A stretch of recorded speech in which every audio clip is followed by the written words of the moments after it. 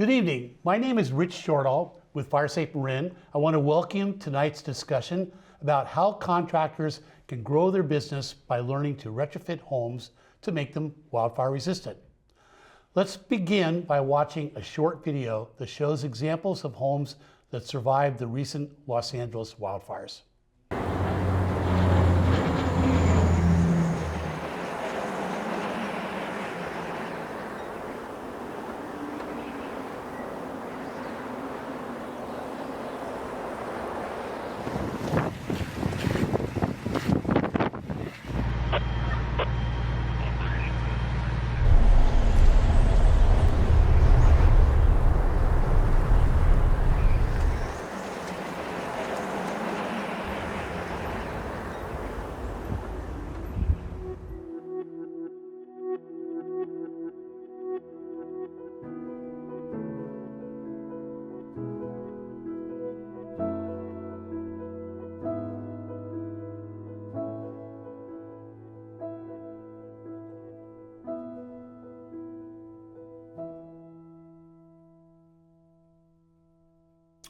So as you can see from the video, many homes did in fact survive when surrounding properties were reduced to ash.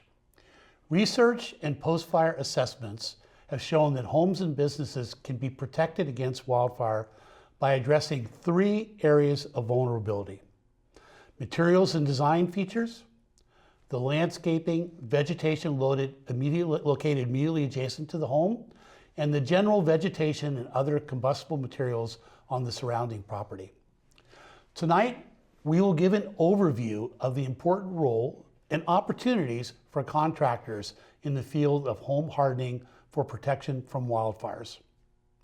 We also will be creating a training program on wildfire prevention construction techniques for contractors.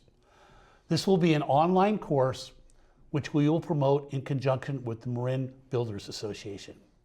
So let's meet our panel, which is going to discuss the opportunities for retrofitting homes to survive wildfire. First of all, Battalion Chief Todd Lando. He is the Wildfire and Hazard Mitigation Specialist for the Central Marin Fire Department. Todd, welcome. We have Rick Wells, who's the Chief Executive Officer for Marin Builders. Rick, thanks for being here tonight. And Adam Diaz is the founder of AJD Builders. Thanks for having me. Good. So to join in the conversation, please post any questions you have in the Q&A function within Zoom. We will try to address as many questions live tonight as we can. Any questions we don't get to will be answered on our website. So please look for those along with the recording of tonight's show at firesafemarin.org and the FireSafe Marin YouTube channel. All right, so let's get started. Simple question and kind of the purpose of all this. Can we build attractive looking homes that can resist wildfires? Absolutely. Absolutely, 100%. We're all in agreement on that. So is it true that if all those homes that sadly were destroyed in Los Angeles were built to the most modern standards and all the things we're going to talk about tonight, would most or all of them have survived? We have every reason to believe that, yes. Yeah. So that's sort of encouraging news, I think, for all of us, but that's going to take some changes and some retrofitting to the existing housing stock in most of California. Okay, so Todd, what role does the fire service play in creating wildfire prepared homes? We're talking about something far beyond fire suppression. That's after the fact.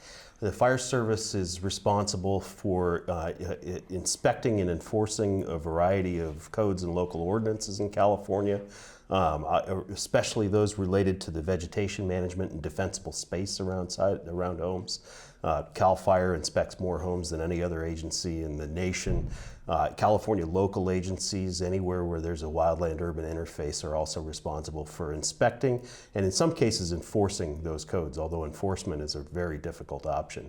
And then in conjunction with local building departments who are involved in the retrofitting and upgrades of the buildings themselves, that structure stock through the Chapter 7A of the California Building Code and that enforcement process. So through codes and inspections and whatnot, you're really helping residents know exactly what they need to do. Absolutely, and we play a big role in education. I mean, this really comes down to getting this information into the hands of people it matters to, which are the homeowners and residents. Yeah. Rick, how can Marin Builders Association help residents be more prepared? Well, I think we have a role to serve as an education, but I think what's most important is what we're talking about tonight is the opportunity that's available for contractors to become that resource for homeowners directly. Oh, that's great.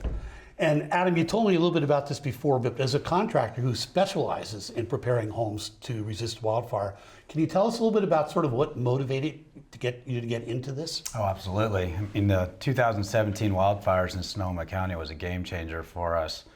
I mean, we were just builders before that. We had to change our entire platform to a design build model, really start thinking about what responsibility do we have as, contractors and builders to make these, particularly what we were doing, more rural properties, more fire resistant and prepared for, there's another fire down the road. Yeah, I think you as a contractor in your company is a good example of a company that really understands how wildfires affect homes and know Absolutely. the techniques to make them safer. We were there, when they hit in 2017, 19, absolutely. So we're builders by trade, but we also, have a focus on that, home hardening type work. That's great. That's super. Yeah. So, Todd, what do you think is the primary purpose of home hardening? It's really about preventing the ignition of these homes in the first place. It's about building a structure itself that can withstand exposure to embers primarily, but also to radiant heat should something near the home burn. Might be a fence, might be your garbage cans, it might be even, in some cases, God forbid, your neighbor's home.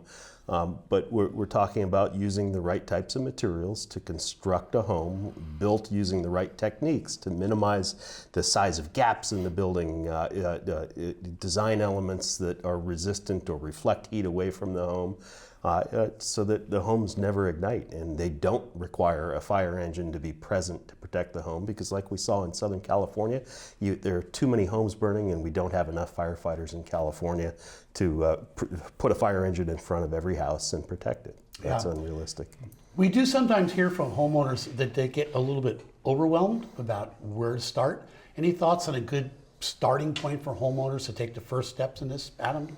I would say evaluation, and just get a game plan together based on a budget that you might want to spend, and meet with a contractor like myself or professional like Todd to try and get an idea of what needs to happen as your first steps to grow your plan. Right. Any other thoughts on that? Yeah, every home is different, and I think it's really important that you look at it as a collaborative process between your local fire agency and builders, because the design of your home, the aesthetics are important, and it is possible to maintain those if you have a professional who can work with the right materials and the right techniques to maintain the design, but also give you that fire resistance. Yeah.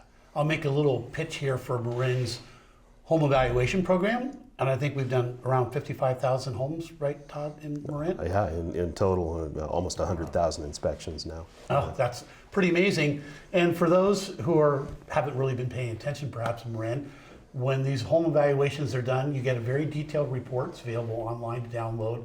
If you're not computer savvy, there's ways to get help to get a hard copy of that.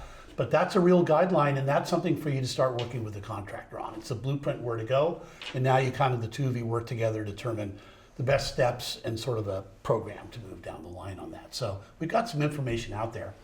But in addition to that, there's some one is a statewide program that I'm gonna bring up from it's called Safer from Wildfires, and it's a collaboration between CAL FIRE and the Insurance Commissioner's Office. Can you tell us a little about that, Todd? Yeah, it was enacted through an executive order by Governor Newsom's office. It is with the State Office of Insurance. Insurance Commissioner Ricardo Lara implemented this plan. It's a 10-step program that encourages homeowners to take 10 science-backed actions on their homes, the same kind of things we're talking about tonight. In fact, we'll talk about everything on that 10-step list. And it's really designed to help stabilize the insurance industry in California, to allow homeowners to retain their insurance policies, to provide, in some cases, insurance premium reductions for homeowners. It's a good program. Everything on that list is on our list of recommendations, and it's what we look for when we do the evaluations. Yeah. Well, we talk a little bit more about insurance and its impact on all of this as we go along later on today, but it's going to be a driver of some of these changes we want to make. In addition to that, there's another program by IBHS, but it's the Insurance Institute for Business and Home Safety, right? Exactly. Got it. Yeah. All right. And they have a program about wildfire prepared homes. How's that work, Todd? It's really synergistic with the Ready for Wildfire program in California, Wildfire Safer Home program. The Wildfire Prepared Home program is a little more in-depth. IBHS is the standards organization that we turn to for research on how homes ignite during wildfires. It's really the organization that's done most of the research that contributes to our knowledge. Their model looks more in depth at individual homes. It provides guidance for a variety of different construction features, and it provides a certification for a home. It can be difficult to achieve. There are two levels to it, the Wildfire Prepared Home and Wildfire Prepared Home Plus. Both of them are tied to insurance discounts, insurance retention incentives to keep insurance companies from non-renewing your insurance policies. It's a fantastic program. If you participate in the state program, everything on that state program will lead you towards the IBHS program.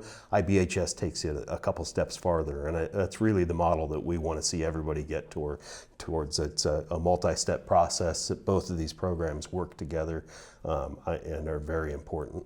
I think as a tip, kind of a tip to the contractors who are working tonight, worth some time to go online and take a look at both programs, because those steps are really very clear, they're very actionable, and they help guide you a little bit on some of the actions you want to take when you're working with homeowners. Yeah, that certification, I think, is a step that you could offer your clients too if you're a contractor, with the goal of providing that certification and the insurance retention, the premium reductions that go along with it. Yeah, good point.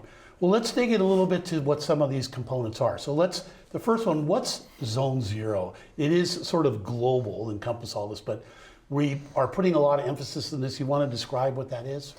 Zone Zero, which is a term that came out of Marin County here, I like to give that plug, but it's really, it's based on research by IBHS largely, but what we've found is that about 60 to 90% of the homes that are lost during wildfires are lost to embers and ignitions from embers that start within 5 feet of the structure.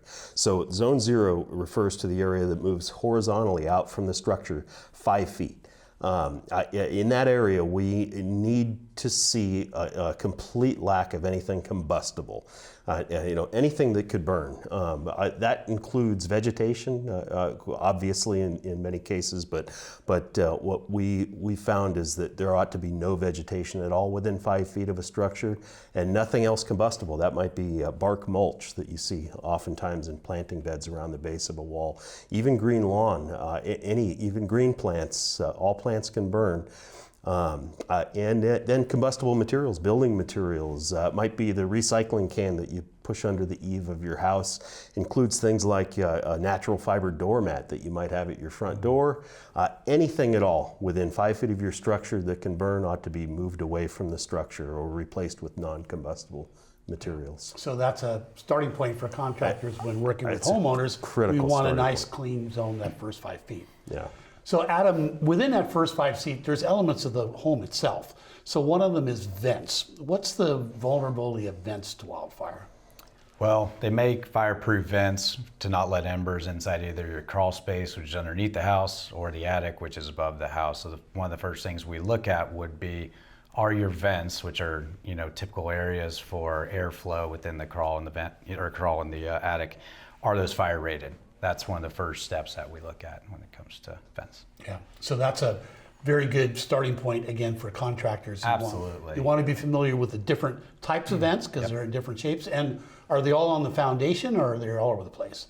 They're typically on the foundation, and they're going to be up in your eave, Yeah. giving airflow to the attic. Yeah. So want to take a look at all of them, make sure all of them are both screened to prevent embers from coming in. Correct. And then there are more advanced ones which can also prevent radiant heat or flame Correct. getting in there. Yep. Cool.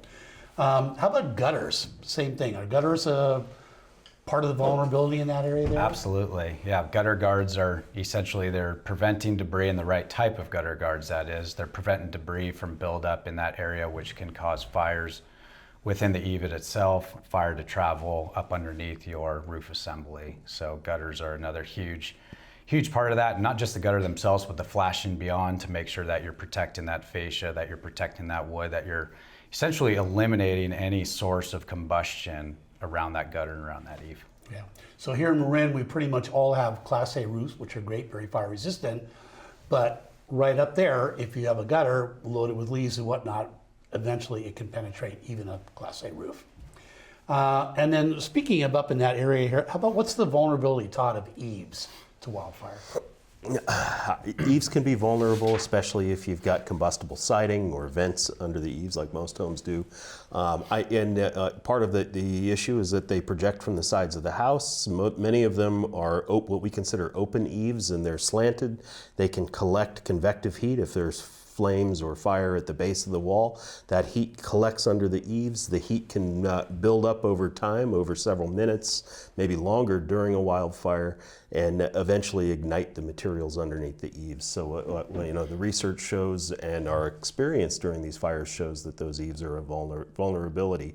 Enclosing the eaves with a soffit to reduce that trapped airspace underneath the eave can be a big step towards reducing the vulnerability. Yeah. So Adam, it's funny, in Fire Safe Marin, one of the most searched questions on Fire Safe Marin is what's a soffit and what's that all about? So can you explain a little bit more about what a soffit is and what you can do as a contractor to make it wildfire resistant? Yeah, there's a few options with that.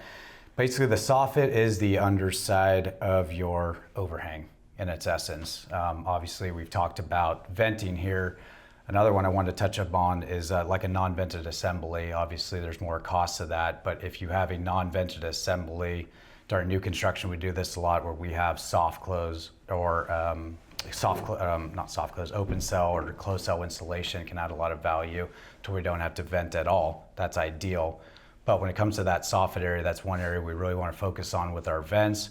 We also have non-combustible product that we can attach to the underside of that soffit to prevent that fire from traveling up in that area, building up in that area. So there is real protection that we can do for all of that. Absolutely, yeah, definitely. So another one, of course, we're loaded with in Marin are decks. What's the vulnerability of decks to wildfire? Well, pretty obvious. You have a big wood structure leading up to a hardened home can create some problems. The big ones that we see with is the decking itself is combustible. So we need to look at the actual material that we're laying the decking down with. Softwoods in particular do have a combustible rating to them. There's some debate on that, but I believe there is. Whereas if you install with like an ironwood, like an Eaves, you're significantly reducing, the combustibility of that material. Something as simple as just joist tape on top of the structural members underneath can prevent that amber flight getting in there and starting a fire underneath the deck. So those are some things we look at as well. Obviously, there's cost implications with that, and that's kind of a deeper part of the phases and stages, I like to call it. But that's what we look at with decks. How about screening for decks, Todd? Screening or enclosing the underside of a deck makes a big difference. When we look at some of these homes that survived wildfires and some that didn't, what we find oftentimes is there are ignitions between the deck boards, and that's why the California Building Code requires a bigger gap between deck boards than you might have seen traditionally. It allows embers to fall through, but that brings up a vulnerability. The underside of decks is a place where we see leaf litter accumulate. A lot of times we see storage, building materials, lumber underneath the deck, other things that are combustible. So enclosing that space and ensuring that no embers reach that space underneath the deck, whether that's screening at the sides, the edges of a deck, down slope. Oftentimes we would like to see a deck completely enclosed with non-combustible siding underneath it, and then screening beneath the joists themselves to catch any embers that might travel through or fall through between the deck boards. Yeah. So deck construction or retrofitting for wildfire resistance is a good example of some of the program that we're going to have to come up with our training program, because we'll really get into that in detail, and there's a lot of things that can do to really make a deck a lot safer out there. Good examples of that. I'll ask Todd this because he actually previewed me the answer to this before. If you had to do a starting point, the very first thing that you would do to protect the home, what's the area that you're looking at?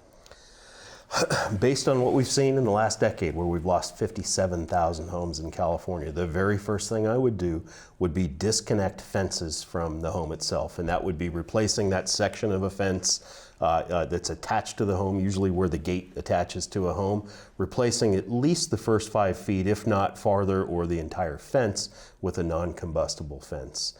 We want to see, wrought iron, sheet metal, corrugated steel. There are quite a few options out there. Some of them look very attractive and can blend in with any architectural style.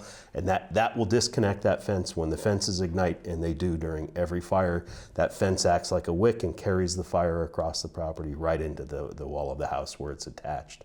Furthermore, that fencing, when you use things like corrugated steel, it can provide some radiant heat protection if your neighbor's home is burning. So that would be the very first thing I would do, regardless. Yeah. So Adam and Rick, I would assume contractors would be very comfortable with replacing gates and fences and whatnot with non-combustible materials? Yeah, I would think so. I mean, that's one of the things when Todd's mentioning that, I'm thinking of my home, right? And some opportunities that I have at home to both create an attractive fence, but also have it safer for my family. Yeah, attractive and safe. That's what we want to go for. That Yeah. all sounds good. Maybe one of the last components that always comes up is windows. What is the vulnerability of windows to wildfire? Well, several vulnerabilities. Older windows that are single pane glass, they're non-tempered glass. They're subject to failure when they heat up. They also allow a lot of heat through, so interior window coverings, things like curtains on the inside, can actually ignite from the heat that's on the outside of the window, even if the window doesn't fail. The moment that glass pane fails, it's going to allow heat, flames, and embers into the house, and the house is done for essentially at that point. So what we'd like to see is double paned, low E, tempered glass windows on any home that might be exposed to wildfires. And frankly, this is an important step. It may not be the most important step for many homes, but it is an important one that needs to be taken.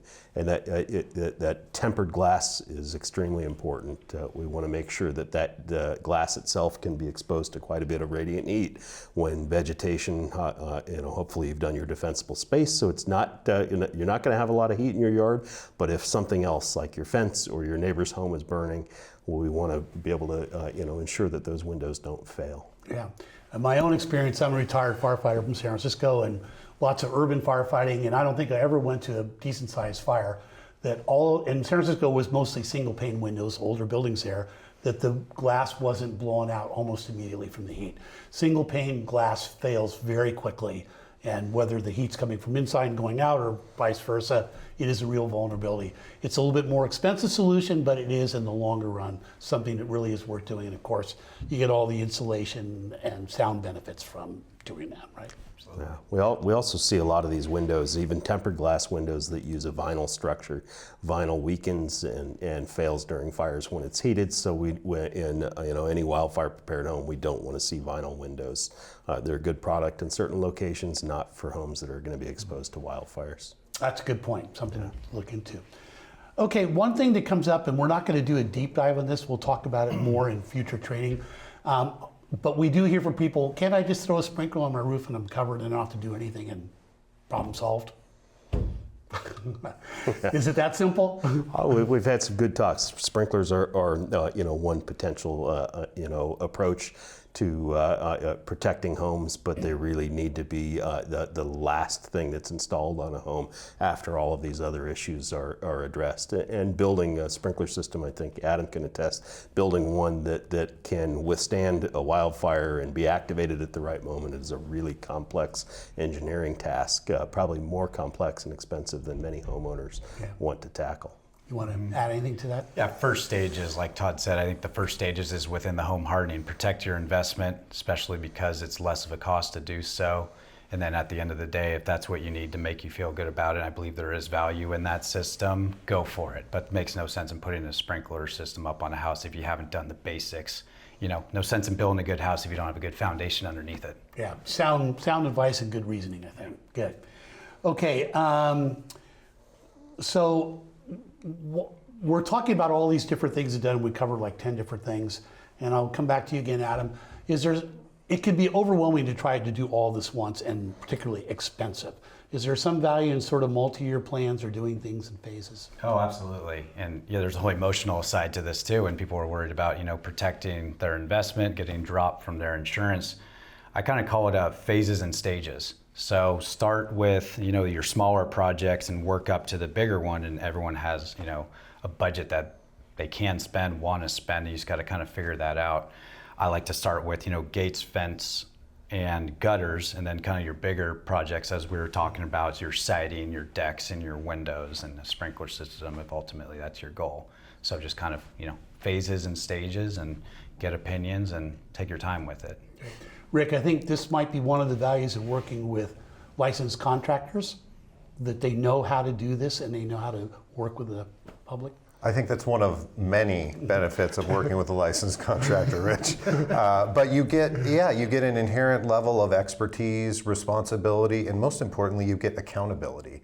And that's what you want for a project that you're investing so much in and is so important to you. I mean, what can be more important than keeping your family safe in your home? Yeah, that's great. So starting this tonight, we have our training coming up. But again, what role can Marin Builders and others play in helping to get the word out to contractors about this kind of work, the value of it, how important it is, and about how it really can grow your business to be really good for you? Yeah, I think the latter part of that is the opportunity side, which is there's a tremendous opportunity for contractors, and Adam being at the forefront of that. We're starting to see the marketplace change and the needs of the market change. And in order for that change to be implemented, there needs to be people to do the work. And this is providing an opportunity for contractors to really delve into that. Not only do they get to do work that may help grow their business, but it's also really making their community and their neighborhoods a safer place. That's great. I can say at FireSafe Marin, we get multiple requests every week from the public. Give me the name of the contractor who can come in and do this work.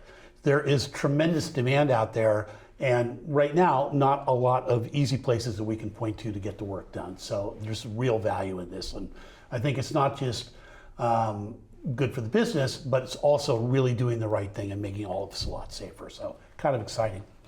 Are there any licensure issues that might be an impediment or a difficulty around this? Well, I can speak just on the broader scale, and that is the CSLB, California State License Board, I think has an opportunity to open up some areas of work, of classifications for contractors to really delve into this, because it may make sense that a contractor might have some specifics that they'd like to work on, some specific type projects that they can specialize in and really make the core of their business, as opposed to having to have the general breadth of knowledge like Adam does. You want to add anything to that? I can't speak to the landscaping and tree removal side of things, but what I can speak to and attest to is when we were forming Make It Rain, I spoke with the board to try and find out what classification I needed. We had a home building company, AJD Builders, and I wanted to tie that license to the new entity. And within all my conversations, they basically told me that a B license should cover any sort of home hardening work that you wanted to do on a project as of now. Good. So it's full steam ahead right now. Full steam ahead, yeah, and I've got their blessings. So all right. I'm in good graces. That's good. That's what we want to hear. Yeah. We're kind of saying do the right thing and build your business. Anything else you want to add, Rick, about what's the incentive for contractors to get into this? Well, I think we've touched on it, that the opportunity to access a marketplace that is truly just emerging really provides contractors specifically an opportunity to also be a resource for homeowners, so that they don't have to call FireSafe Marin, that when the contractor shows up, the answers are readily available and the resources are there for them. Yeah, I think that's really valuable. Yeah, that's great. That's great. Yeah, and it's not like upselling. This is like doing the right thing, and we're coming right in the right market with it. And ultimately, any of these projects are looked at as investments, right? And ultimately, whether you're investing in the safety of your family or you're investing in the future resale value of your home, it's a wise investment. Yeah, everybody wins in this, for sure. That's great. How might contractors go about trying to promote the fact that they can do this type of work? Well, first and foremost, I would suggest joining the Marin Builders Association. That would be a good place to start. And we're seeing, as these opportunities emerge, opportunities for us to help work with partners like FireSafe Marin to promote the specialties and the ability for some of these contractors to do this work. And I'm really optimistic about what your plan is and how we can fold into that to provide a real resource for the community. Well said. Yeah, and I think this is one we all work together on. So we're just thrilled with FireSafe Marin working closely with Marin Builders Association, then, but also the fire service, because when they do the inspection, they go, "Hey, where do I go to find help to get this thing done?" And if you have resources to point to, Builders, FireSafe Marin, seems like to be a plus on top. Be a huge help for us. Yeah. All right, all good. And and for residents to find out about this, again, you can reach out to Marin Builders. In fact, there's a way, if you have a job, to, I believe, request to get bids and all. You want to talk about that? Yeah, so we have a request for proposal function, and that is basically you send us the outline of your project, and we send it out to our membership that might be interested in bidding on the project. So it's a pretty straightforward, simple process, and we are happy to provide that as a service to our community and ultimately to our members. And people can have the confidence that they're going to get a licensed contractor who knows what they're doing. Absolutely. Which is great, really good. That's wonderful. So we kicked it around a little bit earlier, but let's go back to insurance again. We all know what's happening. Insurers, let's face it, the wildfires have been devastating. Insurers can't work at a loss. And truly, some changes are going to have to be made for us to get to these wildfire prepared homes that we're looking for. So the fire service can only do so much. And I think what we're trying to get at is, do you think that the insurance industry is going to require this type of work to be done of homeowners? I'll take the first stab at that, and I think it's inevitable that we're going down that road. Was it always required for us to wear seatbelts? Right? We are going in that direction. The fires are a reality in California, and what are we doing as homeowners and as professionals to address that? I think the insurance companies are going to let us know that that's important to them as well if they want to continue to do business here. And we're all working together, the fire service too, but Yep. this is where residents have a role in all of this. We can't, when you look at what happened in Los Angeles, really wasn't big forests out in the middle of the Sierras that was burning. This is a bunch of homes that were burning. Those homes are private property, they're owned by residents, and this is where we have to partner on this. Because if the neighbor's not keeping the home safe, obviously that creates vulnerability in neighborhoods. So all of us need to come together, share this information, work with contractors, get this work done out there and make all of us safer. And then I think insurance companies at that point would be glad to write the insurance and also provide, probably, chances are, discounts for people who are actually getting this work done that's out there. So one last thing to kind of talk about before we go to some questions here is that there is some legislation coming from the state and maybe locally too, and I'll ask Todd about this, around Zone 0. Can you tell us about that?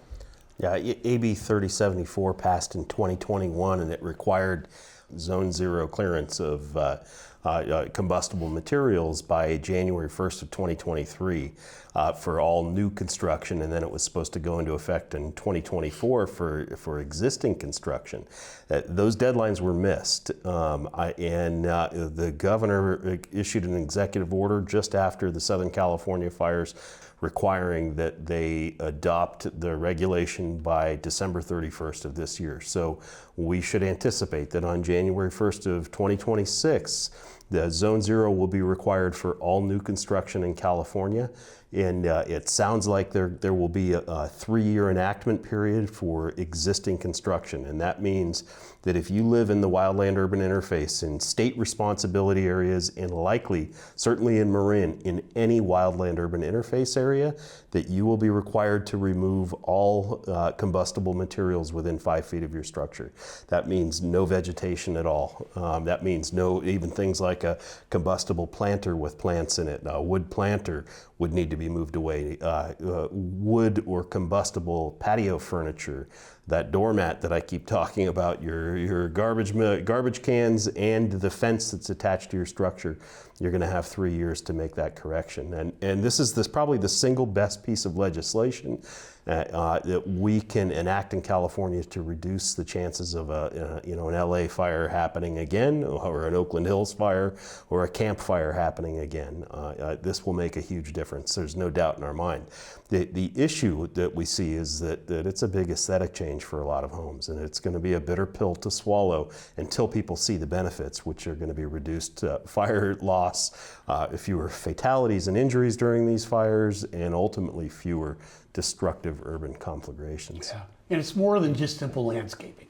Much more, yeah. So Landscaping and plants are a piece of it, but it's really got to do with anything that can burn within 5 feet of that building envelope. It's a fantastic piece of legislation once you get past that initial shock that you're going to have to remove that vegetation that's planted and hiding the ugly unpainted base of the walls around your house. But it'll make a big difference when a fire comes. And I get a feeling that a lot of local city councils are going to be hearing more about this within Marin County. Yes, this year is a code adoption cycle for Marin County. Every 3 years we update the fire and building codes. This year we are we're likely going to preemptively adopt regulation very similar to the state one. We can be more restrictive but not less restrictive in Marin, but it's likely that you'll see in local jurisdictions in Marin the adoption of codes just like the state one this year.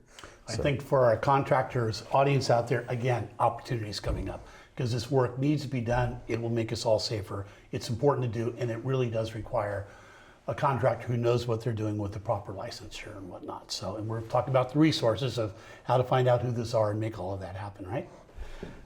Let's take a look at some questions here.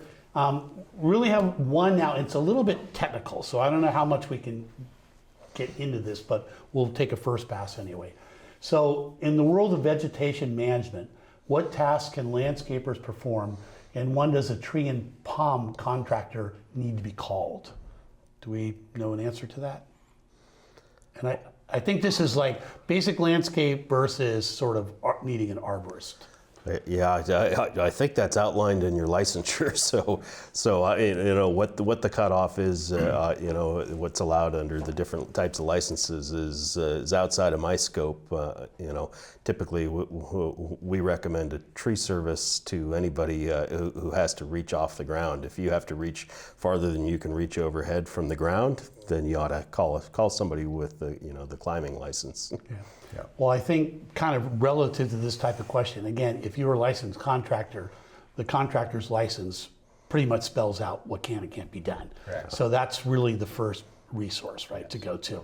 And we're not going to try to make legislation tonight or say, oh, you can do this, or here's the gray area, or whatever. So the second part of that is, can landscaper or tree contractors do harden homes by upgrading vent screens and installing outdoor water and suppression systems and whatnot? And again, I think that's, what does your license say you can do? And we're going to defer to that and not try to get in there and give basically an answer that probably, if you're not sure, should be taken to the state licensure board. Yeah, and I think I'll just speak to Adam's license and his response from CSLB, right? You have a B license, you can do this work. That we know for sure. Yeah. There you go. So pretty straightforward, but it's a good question to bring up, and obviously it's a changing landscape in all of this, and we'll all stay on top of it and as we go forward. The next one is this is a good example. So Todd, you gave an example when we're talking about Zone 0 about homes that are in the WUI. What about homes that are not in the WUI? Should they be doing this work to harden their homes? So if you're outside of the WUI, you may not be required, even if you pull a building permit, to do these types of upgrades. That Chapter 7A of the building code, the Wildland Urban Interface Code, is not going to apply to you. But given what we've seen, I think it's not a bad idea to make some of these upgrades. Many of them are good durability upgrades for the home itself. It's not going to hurt you to make those changes. We did see in the Palisades fire and the Eaton fire in Southern California that the vast majority of homes that were damaged or destroyed were within the recognized wildland-urban interface boundary. So it was very few homes outside of that boundary. But very, very few when you're talking about 10,000 structures. There may have been up to several hundred structures that were damaged or destroyed outside of that WUI zone. So I think it's a good idea. Yeah. I was kind of thinking about Coffee Park. Was Coffee Park in the WUI? Coffee Park was not in the WUI, and as far as I know, even though it's now burned twice in destructive wildfires, the city of Santa Rosa decided not to redraw the WUI boundary. And I certainly hope that homes that are being rebuilt there or have been rebuilt have made every effort to meet this standard, even if they weren't required to do that. So for those who don't know, Coffee Park is in Sonoma County, Santa Rosa, and it looks like a very almost like light suburban type of area, fairly modern and all. And unfortunately, in the last big wildfire that went through there, pretty much all the homes were destroyed. So it just goes to show that if those homes had been hardened with all the kinds of things we're talking about here, they probably would have survived. So I think anywhere you are, these are wise decisions to take. Yeah. Is when the fire department does a home evaluation, they're calling it the risk report on here. What on there is required versus recommended? Because they're kind of saying, is all of this absolutely required by that report? There's some nuance to those reports. Yeah, well, the first thing I would say is read the report carefully. That there are multiple layers of detail. When you first look at it, you're only seeing the overview, and if you click on each individual discovery that our inspectors make, you'll be able to see more detail. And in that detail, we will use the language required if it's required, recommended if it's not. And that's typically a reference to the code. If there's a fire code or a building code that our inspectors have found you're in violation of, it's going to say these changes are required. We still we want to emphasize that we do not have a robust enforcement program, and part of that is because we simply could never have the number of personnel required to enforce this on 55,000 homes. And like I said before, we are yet to find a home that doesn't have a violation of at least one of these codes. So our approach is to tell you that it's required or recommended. We recommend that you take care of all of them. And some of the things that are currently recommended, Zone 0 is a good example. The law is not in effect yet, so all of those things are recommended. They're the best things that you could do to protect your homes. So I don't want people to look at the required versus recommended and take it as an ordered list for what we ought to do.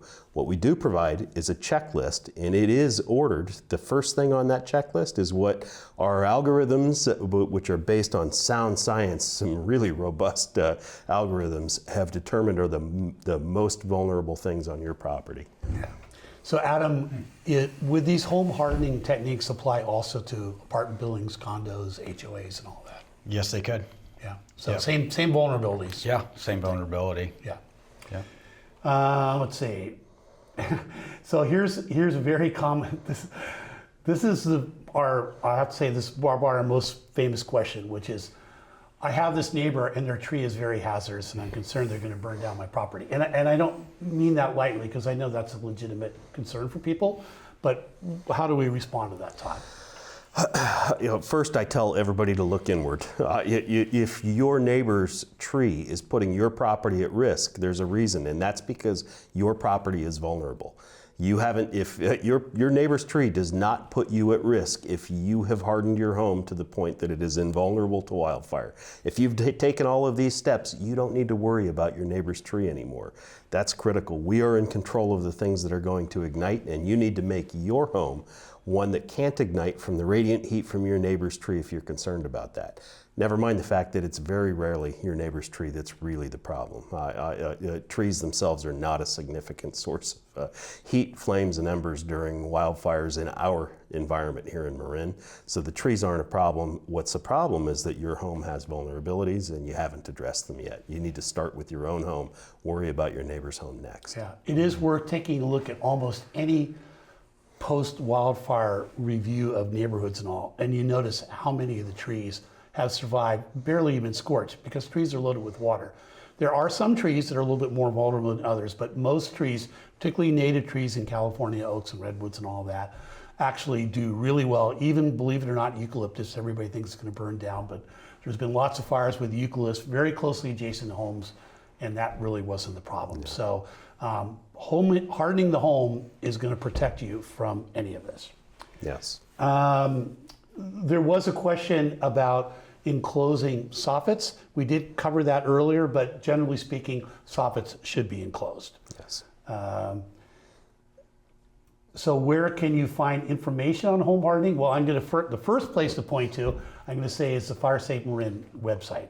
It is really in depth on there, lots of information about how to harden your home, and it gets really technical if you're interested in that. And then, of course, the Fire Safe Marin YouTube channel has dozens and dozens of videos that cover this. And then, of course, going forward, we're going to be putting together a training program that delves into this in even more detail. So the information's out there. That's the first starting point. But this is why we want you to, or recommend that you work with a contractor to come in like Adam, who has this information, and you share and you work together to come up with a plan to get this work done. There has been some credit, I'm not sure what this is, some credit given to something called a passive home design in surviving the wildfire. Does anybody know what that means? I think it's an energy efficiency standard for homes, there are passive home designs that have proven to be very durable during wildfires, but those homes still need to be hardened, this way. One of the examples, we've seen passive homes built with straw bales, and straw bales, right? It's straw, it should burn, but it's enclosed, it's encapsulated typically with stucco or adobe or another impervious surface that protects it, so that straw is never exposed to heat, embers, or flames during a wildfire. So I'm guessing that their question is somewhere along those lines. That, yes, you absolutely can build a passive home that is extremely durable and resistant to wildfires. Yeah. But all the principles we talked about, you have to have ember resistant vents, you have to have proper eaves, you have to roofs, all that's still going to apply. So if you're taking care of all those things, passive or not, you should be good to go. There's a question about mapping. There are different maps that are out there. I will point out that the real definitive maps at sort of the macro level are put out by CAL FIRE. So CAL FIRE has a series of maps which are easily available online, which for what they call the state responsibility areas, and that's basically unincorporated Northern California. They map and they give you the different levels of vulnerability, high risk, medium risk, and so forth. They just, in the last couple of weeks, came out with a mapping now for what they call the local responsibility areas. So that's incorporated towns and cities, so San Anselmo or San Rafael or whatever. And so those are all mapped now. That's all available online. And those are really very good maps to start with. What defines a WUI in Marin County could be a little bit different. Todd, you want to talk about that? I think our WUI maps are slightly different. Yeah, the state maps are very well done, especially the current iteration. They're state of the art. They take all of the right factors into account, but they did paint with a broad brush statewide. We have in Marin maps that are much more detailed, much finer grained, and are based on even more current wildfire modeling and more current fuels information for the vegetation, more current structure information within the county. So the best maps, I think, are in Marin's Community Wildfire Protection Plan and available from the Marin Wildfire Prevention Authority. What we found when the state released their maps is there's not a lot of daylight between what they found and what we found. Ours are a little more detailed, fine-grained, and it's important to remember that the WUI maps, those boundaries are really, in a lot of ways, even though they're based on science, they're a political map. They were adopted by city councils and by the county to delineate the areas where different facets of the building code and the fire code would apply within a community. They're based on the areas that are most likely to be impacted by a wildfire, that are most at risk. So those are the places where these codes apply. That map is very important. It can separate you from somebody who's required to make a change on your property and somebody who's not required to, and you need to understand that. It's available at your local town hall or at the Civic Center. Great, thank you. There's a little bit of clarification on one of the questions, which was about enclosing eaves. And the question was actually a little bit more technical than I gave. Do the eaves need to be closed at a 90-degree angle, or can it be matching the pitch? And Steve Quarles, who's sort of our resident expert on this, has chimed in and said both enclosures work. It doesn't have to be at a 90, but the purpose is you want and correct me if I'm wrong, you want a non-combustible material that's on there that still provides proper venting to the attic space, that's still necessary to do, that is in fact non-combustible or non-flammable. All right? So hopefully that got the answer. So with that, we've really pretty much gone through all of our questions. I do want to make a pitch again to remind people that we will be coming up with a training program. We're working on it now. It'll be online. We'll promote it on our website and through Marin Builders Association. Look forward to that. We're going to have some really good experts on that, and we'll do a deep dive on things like deck construction or soffits and all the rest of that. So I really hope you'll stay tuned for that. One thing I'd like to kind of wrap up with is to give each of you an opportunity. Are there any parting thoughts that you want to give for us? So maybe I'll start with Todd on that. Yeah, I think I don't want the community to be overwhelmed. When residents reach out to contractors, I want them to start simple and work their way up. And I want people to understand how important it is, especially in this forum, to use a licensed contractor for the reasons that you guys brought up. But I think when Rich and I first started talking about this 10 years ago, working together, we presented a lot of this as a potential DIY project. And what we found after now 10 years and another 57,000 homes lost to wildfires in California is that the DIY workmanship is not quite up to the standard it needs to be. This problem is getting worse. The likelihood that you're going to be impacted by fires is getting higher and higher each year. And we think that you really need to be turning to professionals to do a lot of this work. I want homeowners to get the job done right. Great, thanks Todd. Rick? Yeah, I would say that on behalf of 600 members of the Marin Builders Association, that there's a ton of opportunity for not just our members, but for those licensed contractors that are interested in getting into this space to establish themselves as a resource for our community, and that ultimately a lot of good comes from it as well. Wonderful, thanks Rick. Adam? Well said. Yeah, as general contractors, we're busy, obviously, as a lot of homeowners probably know. We chase, mostly bigger projects, sometimes remodels, additions, ground up construction. This is a great way to infill your schedule, infill those gaps with your guys if you need to keep them busy, or gals. And I think there's a lot of opportunity. It's an emerging market, have another trade in your gun belt, and help the community. Super. Well, I want to thank everybody tonight. Really appreciate you guys being here. It was really helpful. This is just the beginning of it. I think this is an ongoing discussion. But again, for those contractors or others who have joined us tonight, there is a real opportunity out there. This is a very important opportunity to make our community safer, as well as growing your business. And we really do hope you'll take advantage of the upcoming training programs that we're going to be doing. So with that, I'll say goodnight and thank you, everybody. Thanks very much. All right, thank you.